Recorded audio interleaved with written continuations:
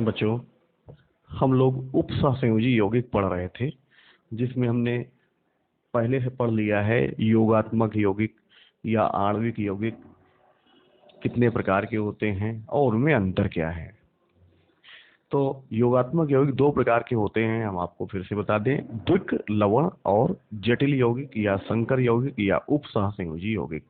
द्विक लवण ऐसे लवण होते हैं जो ठोस और विलयन दोनों ही अवस्था में अस्थायी, ठोस अवस्था में स्थायी किंतु विलयन में अस्थायी होते हैं। अर्थात विलयन में अपने अवयवी लवणों के आयनों में टूट जाते हैं, जबकि जटिल यौगिक या उपसहसंयोजी यौगिक वे होते हैं जो ठोस और विलयन दोनों ही अवस्था में स्थायी होते हैं। इतना समझ में आ गया था। तो अब हम पढ़ेंगे उपसहसंयोजी यौगिकों के प्रकार, जिसमें पहला है उदासीन जटिल यौगिक। उदासीन जटिल यौगिक। बच्चों, हम इसमें आपको केवल डिफिनीशन बता रहे हैं, उदाहरण बता रहे हैं। आप उस डिफिनीशन को लिखेंगे सुन के कि वे यौगिक जो जल में घोले जाने पर आयनित नहीं होते, वे यौगिक जो जल में घोले जाने पर आयनित नहीं होते, उदासीन जटिल यौगिक कहलाते हैं। जैसे निकिल टेट्रा कार्बोनिल या आयरन पेंटा कार्बोनिल। ये हो गया उदासीन जटिल यौगिक। अब आते हैं दूसरा, ऋणात्मक जटिल यौगिक। डिफिनीशन से आपको स्पष्ट होना चाहिए कि ऐसे जटिल यौगिक जो जल में घोले जाने पर जटिल ऋणायन उत्पन्न करते हैं, ऐसे जटिल यौगिक जो जल में घोले जाने पर जटिल ऋणायन तथा सामान्य धनायन उत्पन्न करते हैं, ऋणात्मक जटिल यौगिक कहलाते हैं। एक बार फिर से बता दें, ऐसे जटिल यौगिक जो जल में घोले जाने पर जटिल ऋणायन और सामान्य धन आयन उत्पन्न करते हैं, ऋणात्मक जटिल यौगिक कहलाते हैं। जैसे K4FeCN का होल 6। हम इसको आयनित करें, जल में घोलें, तो 4K आयन ये सामान्य धन आयन है और फेरोसाइनाइड आयन ये जटिल ऋण आयन है।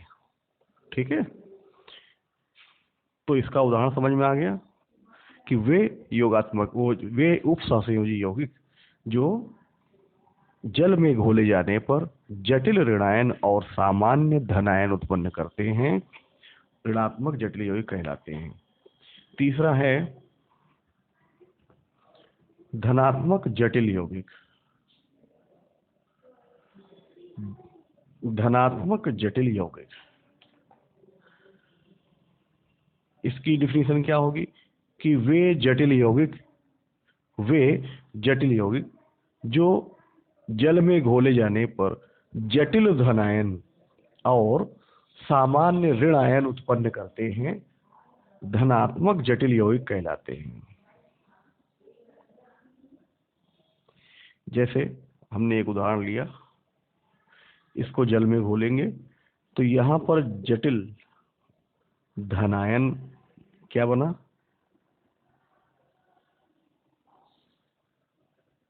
इसको हम काट के फिर से बना देते हैं, CuNH3 का होल 4। ये जटिल धनायन है और सामान्य ऋणायन है। ठीक है, ये क्या है, जटिल धनायन। तो वे जटिल यौगिक जो जल में घोले जाने पर जटिल धनायन और सामान्य ऋणायन उत्पन्न करते हैं, वे धनात्मक जटिल यौगिक कहलाते हैं। अब इतना समझ में आया। एक और बचा है अभी, वो है चौथा, उभयधर्मी जटिल यौगिक। अब इसको समझें, वे जटिल यौगिक जो जल में घोले जाने पर जटिल धनायन और जटिल ऋणायन दोनों ही उत्पन्न करते हैं। फिर से, वे जटिल यौगिक जो जल में घोले जाने पर जटिल धनायन और जटिल ऋणायन दोनों ही उत्पन्न करते हैं, उभयधर्मी जटिल यौगिक कहलाते हैं। जैसे CONH3 का होल 6 और COCN का होल 6। ये जटिल यौगिक हमने ऐसा बनाया है जिसमें ये है जटिल धनायन और ये जटिल ऋणायन होगा। क्यों होगा? सबसे पहले देखें, यहाँ पर NH3 उदासीन अणु है और ये साइनाइड नेगेटिव आयन होता है। चूंकि इस पे नेगेटिव आयन है इसलिए जटिल ऋणायन है, इस पे कोई आवेश नहीं तो ये धनायन होगा। क्यों होगा? क्योंकि ये 6 CN है तो 6 इलेक्ट्रॉन लेते हैं, और 6 इलेक्ट्रॉन जब लेंगे तो देने वाले केवल धातु हैं। 6 इलेक्ट्रॉनों को देने के लिए 3 ये देंगे और 3 ये देंगे। चूंकि ये केवल दे रहा है तो इसके ऊपर प्लस चार्ज आ गया, और यह दे रहा है 3 प्लस का और ये ले रहा है 6 माइनस का, तो इनका टोटल करेंगे तो -3 इसमें आएगा। अतः ये जटिल धनायन है और ये जटिल ऋणायन है। इतना समझ में आ गया? तो ये हो गए जटिल यौगिक के प्रकार, जिसमें हम आपको फिर से बता देंगे। बच्चों, हमें पढ़ना है अब उपसहसंयोजी क्षेत्र अथवा संकुल भाग अथवा जटिल भाग, संकर आयन, जटिल आयन। ठीक है, ये इस प्रकार से हमको ये पढ़ना है। इसको पढ़ने के लिए सबसे पहले हम एक उदाहरण ले लेते हैं। एक उदाहरण ले लिया K4FeCN का होल 6। अब हम इसको समझें। एक ये जटिल यौगिक है, तो किसी जटिल यौगिक का वह भाग अथवा वह क्षेत्र जो बड़े कोष्ठक में रखा होता है। फिर से, किसी जटिल यौगिक का वह भाग अथवा वह क्षेत्र जो बड़े कोष्ठक में होता है उसे उपसहसंयोजी क्षेत्र या संकुल भाग या जटिल भाग कहते हैं। इतना समझ में आ गया? अभी हमने क्या बताया? जो हम बोल रहे हैं बच्चों वो लिखना भी है आपको। किसी जटिल यौगिक का वह क्षेत्र अथवा वह भाग जो बड़े कोष्ठक में होता है उपसहसंयोजी क्षेत्र या संकुल भाग या जटिल भाग कहलाता है। इस भाग में या इस क्षेत्र में केंद्रीय धातु परमाणु लिगेंड के साथ, इस क्षेत्र में हम यहां लिख दे रहे हैं इसको, इस क्षेत्र में केंद्रीय धातु परमाणु लिगेंड के साथ उपसहसंयोजी बंध द्वारा जुड़ा रहता है। कितना समझ में आ गया?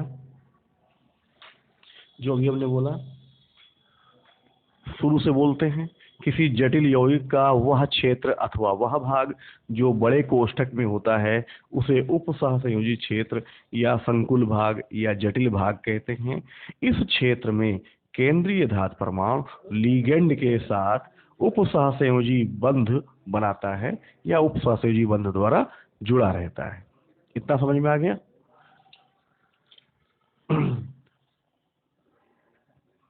अब इसमें अभी हमने नाम लिया, क्या नाम लिया? केंद्रीय धातु परमाणु। केंद्रीय धातु परमाणु। तो अब हम इसको समझें क्या है केंद्रीय धातु परमाणु।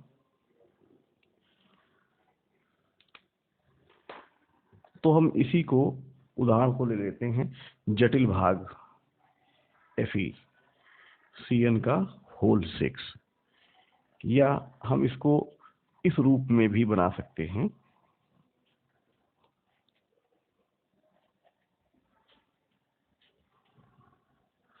यहां सब जगह साइनाइड आयन लगा दे।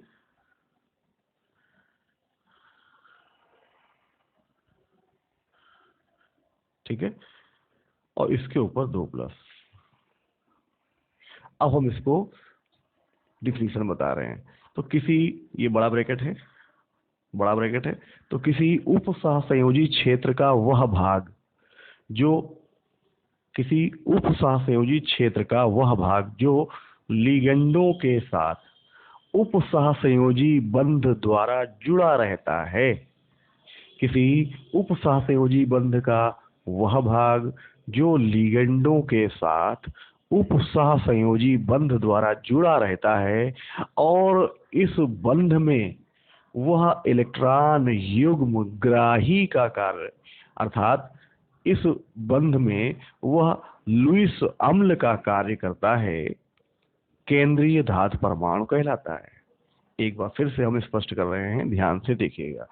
किसी उप सहसंयोजी क्षेत्र अथवा जटिल भाग अथवा संकुल भाग अथवा संकर आयन का वह भाग जो लिगेंडों के साथ उप सहसंयोजी बंध द्वारा जुड़ा रहता है और इस बंध में वह इलेक्ट्रॉन युग्मग्राही अर्थात लुईस अम्ल का कार्य करता है, केंद्रीय धातु परमाणु कहलाता है। इतना समझ में आ गया ये डिफिनीशन अच्छे से। अब इसके बाद दूसरी डिफिनीशन, लिगेंड।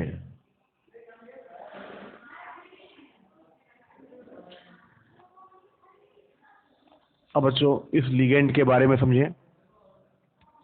किसी उप सहसंयोजी क्षेत्र अथवा संकुल भाग अथवा जटिल भाग का वह क्षेत्र, किसी उप सहसंयोजी क्षेत्र का वह भाग जो केंद्रीय धातु परमाणु के साथ केंद्रीय धातु परमाणु के साथ उप सहसंयोजी बंध द्वारा जुड़ा होता है और इस बंध में वह इलेक्ट्रॉन युग्म दाता का कार्य करता है, अर्थात लुईस क्षार का कार्य करता है, लिगेंड कहलाता है। तो हम इसको एक बार फिर से बोल रहे हैं, किसी उप सहसंयोजी क्षेत्र का वह भाग जो केंद्रीय धातु परमाणु के साथ उप सहसंयोजी बंध के द्वारा जुड़ा होता है और इस बंध में वह इलेक्ट्रॉन युग्म दाता अर्थात लुईस क्षार का कार्य करता है, लिगेंड कहलाता है। अब अच्छे से समझ में आ गया। उप सहसंयोजी क्षेत्र, केंद्रीय धातु परमाणु और लिगेंड, ये बहुत ही आवश्यक हिस्से हैं। ये शब्दावली आपको पूरे चैप्टर में मिलेगी, इसलिए एक बार फिर से समझें। उप सहसंयोजी क्षेत्र क्या है? किसी उप सहसंयोजी यौगिक अथवा जटिल यौगिक का वह भाग जो बड़े कोष्ठक में होता है। उप सहसंयोजी क्षेत्र या संकुल भाग या जटिल भाग कहलाता है। क्लियर हो गया? इस भाग में या इस क्षेत्र में केंद्रीय धातु परमाणु लिगेंड के साथ उप सहसंयोजी बंध द्वारा जुड़ा रहता है। अब इसके बाद केंद्रीय धातु परमाणु क्या है इसको समझेंगे। हमने एक उदाहरण लिया है, इससे समझेंगे। यहाँ पर Fe इस प्रकार से साइनाइड आयन से जुड़ा रहता है। तो किसी उप सहसंयोजी क्षेत्र, ये है उप सहसंयोजी क्षेत्र बड़े ब्रैकेट वाला, किसी उप सहसंयोजी क्षेत्र का वह भाग जो किसी उप सहसंयोजी क्षेत्र का वह भाग जो लिगेंड के साथ उप सहसंयोजी बंध के द्वारा जुड़ा रहता है। फिर से एक बार, किसी उप सहसंयोजी क्षेत्र का वह भाग जो लिगेंड के साथ उप सहसंयोजी बंध के द्वारा जुड़ा रहता है, केंद्रीय धातु परमाणु कहलाता है। इस बंध में यह इलेक्ट्रॉन युग्म ग्राही अर्थात लुईस अम्ल का कार्य करता है। अब आते हैं लिगेंड। किसी उप सहसंयोजी क्षेत्र का वह भाग जो केंद्रीय धातु परमाणु के साथ उप सहसंयोजी बंध के द्वारा जुड़ा रहता है और इस बंध में वह इलेक्ट्रॉन युग्म दाता अर्थात लुईस क्षार का कार्य करता है, लिगेंड कहलाता है। अब अच्छे से समझ में आ गया बच्चों अब हम लोग पढ़ेंगे लिगेंड के प्रकार। तो लिगेंड कुछ प्रकार के होते हैं, जिनमें पहला हमने बताया है ऋण आवेशित लिगेंड। सामान्यतः जितने भी निगेटिव आयन हैं सभी ऋण आवेशित आयन ऋण आवेशित लिगेंड कहलाते हैं। सभी ऋण आवेशित आयन ऋण आवेशित लिगेंड कहलाएंगे। जैसे F minus, Cl minus, Br minus, cyanide ion, hydroxide ion, oxide ion, nitride ion, sulphite ion, sulphate ion, हो गया, sulphide ion, nitrite ion, nitrate ion आदि बहुत सारे जितने भी निगेटिव आयन हैं वो सब के सब ऋण आवेशित लिगेंड कहलाते हैं। इतना समझ में आ गया। अब आते हैं दूसरा, उदासीन लिगेंड। उदासीन लिगेंड क्या है, इनको समझें। ऐसे उदासीन अणु जिनमें कम से कम एक लोन इलेक्ट्रॉन पेयर रहता है उदासीन लिगेंड कहलाते हैं। जैसे H2O, यहाँ देखें दो दो लोन पेयर हैं, NH3 एक लोन पेयर है, एमीन, यहाँ भी डाइएमीन, ये 2 डिग्री एमीन है, ये 3 डिग्री एमीन है, ये ईथर है। ऐसे बहुत सारे कंपाउंड्स हो सकते हैं जिनमें लोन इलेक्ट्रॉन पेयर रहता है, वो उदासीन लिगेंड कहलाते हैं। इतना हो गया। अब तीसरा है धन आवेशित लिगेंड। तो धन आवेशित लिगेंड कौन होंगे?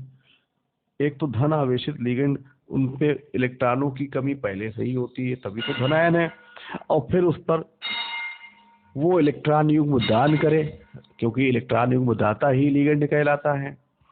तो धन आवेशित लिगेंड बहुत कम संख्या में, बहुत सीमित मात्रा में उपलब्ध हैं, यानी ये बहुत रेयर होते हैं। क्या होते हैं? रेयर, दुर्लभ होते हैं। जैसे नाइट्रोसोनियम आयन, क्या बोलेंगे? नाइट्रोसोनियम आयन, हाइड्रोजीनियम आयन, ये हाइड्रोजीनियम आयन हो गया। ऐसे कुछ एक हैं जो बहुत ही रेयर होते हैं, बहुत कम मात्रा में उपलब्ध है। तो बच्चों इतना समझ में आ गया लिगेंड के प्रकार।